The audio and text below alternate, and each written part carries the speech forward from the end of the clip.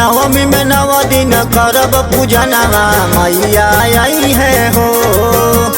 लिपि पोती सब कैनी अंगनवा मैया आई है हो। नवमी में 9 दिन करब पूजनवा मैया आई है हो। लिपि पोती सब कैनी अंगनवा मैया आई है हो। पूजा में कौन न कमी होई, लाल चुनरी चढ़ावल जाई। सातों बहिनिया के निमिया के डरिया पर झुलुआ झुलावल जाई। सातों बहिनिया के निमिया के डरिया पर झुलुआ झुलावल जाई।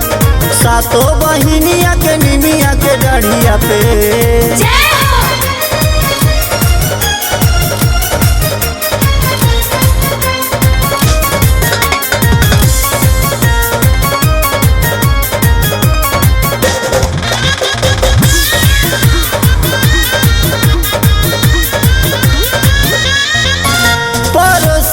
खा के माँ के भजन बजा के साउंड के वॉल्यूम हो पूरा बढ़ा के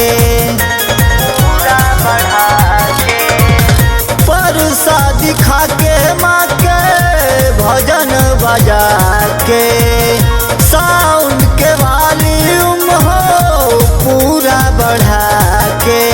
कोई जागरणवा आज रात भर हो सबके झुमावल जाई। कोई जागरणवा आज रात भर हो सबके झुमावल जाई।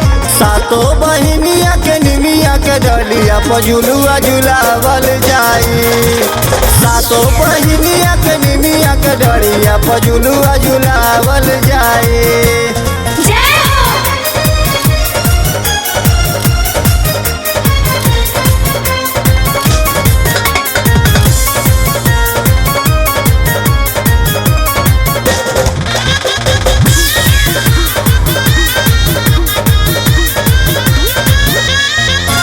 महिमा महान सारा जानेला जहान हो। बलवंत सैनी हरदम कर गुणगान हो। महिमा महान माई के जानेला जहान हो। बलवंत सैनी से गावे गुणगान हो।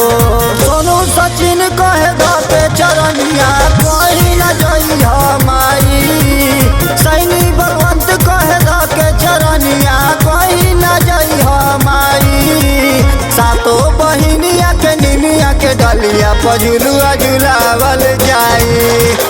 सातों बहिनिया के निमिया के डलिया पर झुलुआ झुलावल जाई।